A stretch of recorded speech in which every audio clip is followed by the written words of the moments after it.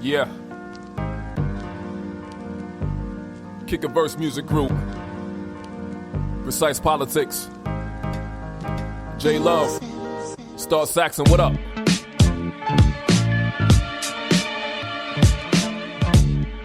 DUBCNN.com. Ain't none of y'all better. What y'all know about putting my work on the block? Ain't none of y'all better. None of y'all better. Let you know it's all real. Is it real?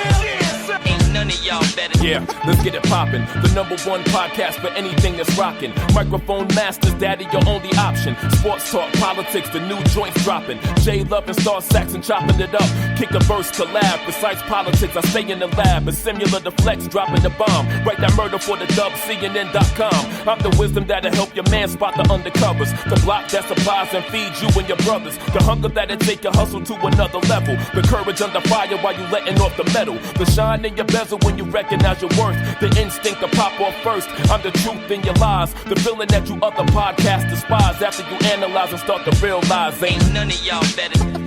What y'all know about putting my work on the block? Ain't none of y'all better. Let you know it's all real. Is it real? Yes. Ain't none of y'all better. What y'all know about putting my work on the block? Ain't none of y'all better.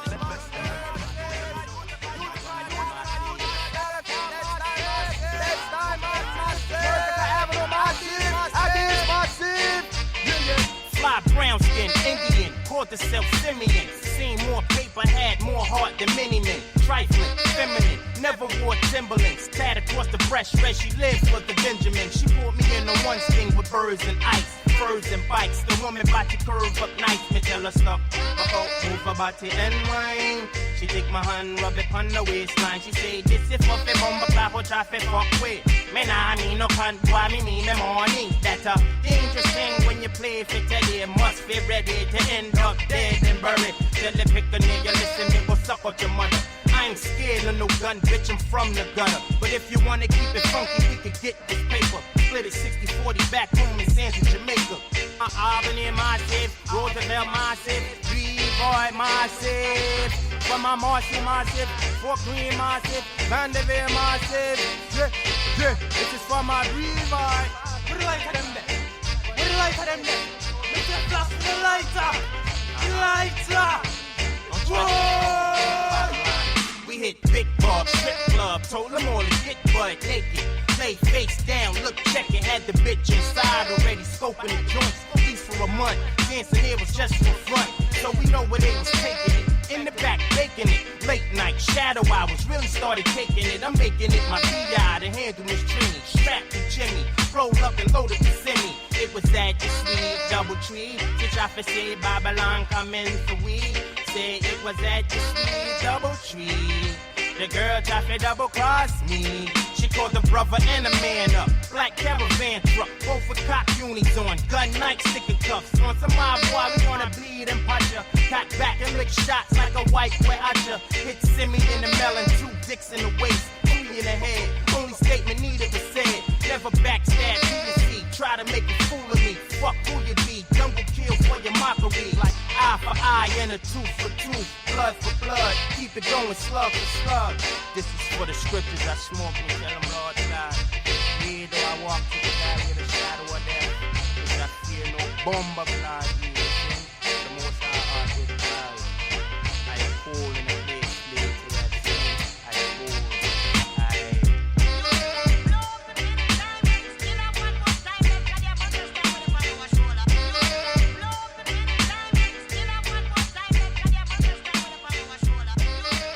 J Love and Star Saxon here. Star Saxon, what is good? Yo, man, chilling, dude. It's a perfect fall day. My son got a haircut. Wife cooked me some lunch and breakfast. I'm just chilling, man. I'm at ease. What about you?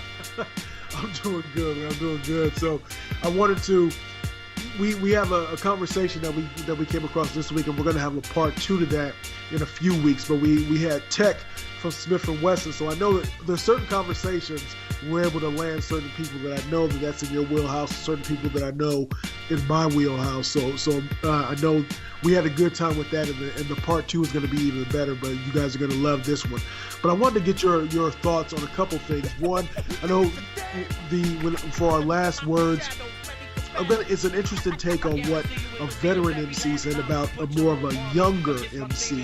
And so I want to get your thoughts on that. But I want to get your thoughts on as we were coming up, especially in the early 90s, 2000s, all that type of stuff. Everything was about keeping it real. And we know that with the stuff that's been going on with Tekashi 6ix9ine, there's been that thing where will his fans, and I don't want to get into, because he was snitching a whole lot. I mean, he was raising his hand. He was putting his hand high and saying, I don't care what you say. I know I got something for y'all so that you can at least give me a little less time.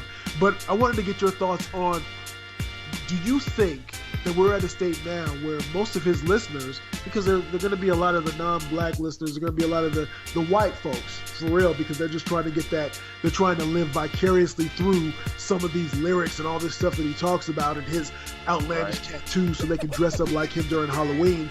But do you think that, because it looks like he's going to put out another album if he gets a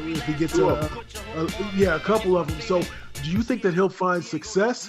And then what do you think the hip hop community will do in terms of that, in terms of those more hardline hip folks in the hip hop community? So two different folks. So I want to get your thoughts on that.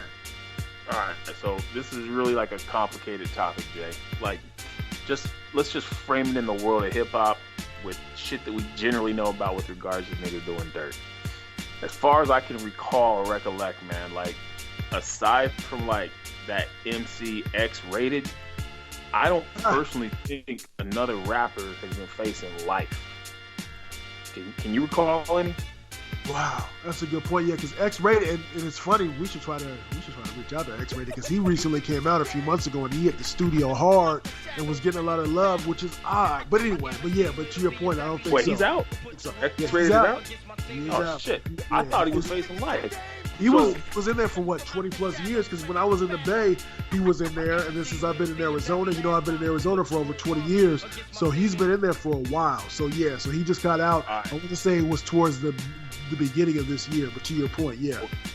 So let's just presume then that no rapper has ever been faced with life on some fucking charges. All right? Yeah.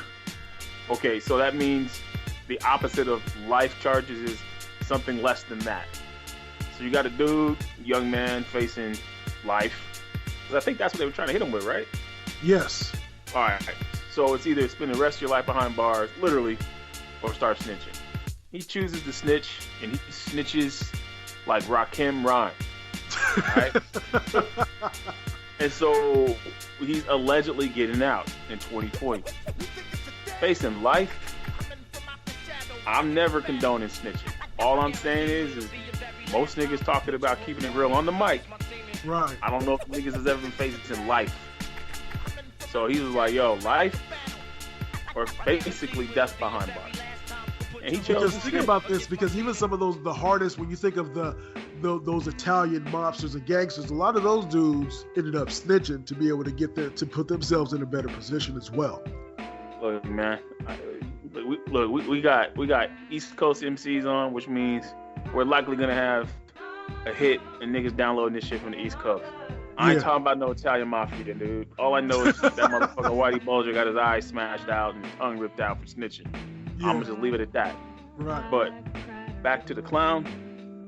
I mean, look, he did what he felt was right for himself and his family, and the jury's still out to see if, you know, the streets are effectively, quote, watching. But you bring up an interesting point, because you got taste selectors in the hip hop community. You know, you got people like Funk Flex and DJs that got a lot of sway and pull at a lot of these radio stations, right? Right. So I don't know what the fuck goes on behind closed doors with regards to what does and does not get played on the radio and why they do not.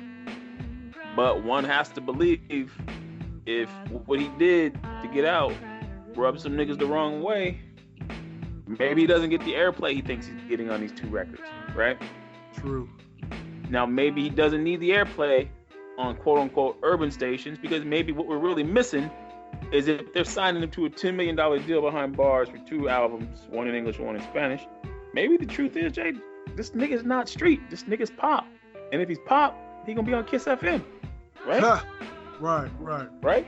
Now, last time I checked, Rick Dees ain't wearing Timberlands. Rick Dees ain't smoking blunts.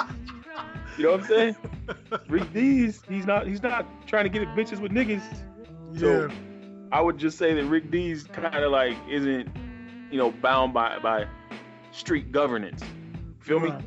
I got you. All right. So now I'm going down this trajectory where you got a gangster rapper who's really a pop rapper, right? And pop rappers don't need urban outlets. They need mainstream outlets. They need Saturday Night Live. You know what I mean? True. They're worried about opening up for like, pop stars like Ariana Grande and shit at Staples Center more so than like niggas in the tunnel, right? Right. And then did you see what happened with Casanova this weekend? No, but I know Casanova was kind of in the mix in terms of what some of the things that Tekashi was saying. But what happened with Casanova? So there was a festival going on in New York. And LAPD sent a letter that basically said, if you let Casanova and these other gentlemen perform, you're going to increase the likelihood of violent acts occurring on the premises and probably thereafter. So the promoter equivocated and didn't let them niggas on, right? Which brings up the other point, which is, and I think somebody said this before too, you have the issue of getting funding to make the record, right? Right. Then you make the record. Then you got the media outlets to promote the record. And that includes like the internet. But then you got to go and tour the record, right? True. But you got to get insurance. So the venue's got to have insurance to let you perform, right? Yes, indeed. All right, so if your presence is almost guaranteeing niggas to get shot, you ain't getting no business license for that. You ain't getting insurance to sign up on that. So is it even tourable, right? Right. So he might have so much collateral damage from what he did to get out, plus what he represents, plus he keeps drawing attention to himself to the point where like everybody's aware of who you are, what you represent, and what set you claiming now. So when you put your little, your name down saying I'm coming to your town to sing these songs, fucking cost is all about this shit now. You know what I mean? You gotta move in silence. Yeah. So in the end, look, man, sound like he getting out. Sound like he cutting 2 records. Sound like he got seated up for $10 million. I don't know what outlets are gonna play him. I think maybe Rick Dees. And no niggas in my zone is buying his record. So he's TMZ fodder to me, dude. It's just some TMZ shit at this point. And somebody's gonna get shot and somebody's gonna be mad at somebody saying somebody, and hopefully niggas' lives don't get lost. But it's like a to be continued. Like, we're gonna be talking about this shit next Thanksgiving, dude. Trust me. And I ain't talking Thanksgiving 2019. We just talking Thanksgiving 2020. Something bad gonna happen, and we gonna sit up here like some old ass niggas. Like, I saw this shit coming up. Why can't these young niggas see this shit?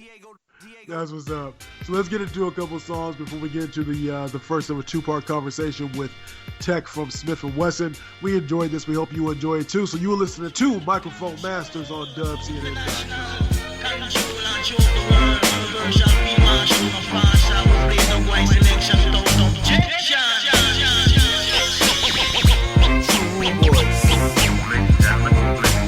Still, what up? I love y'all.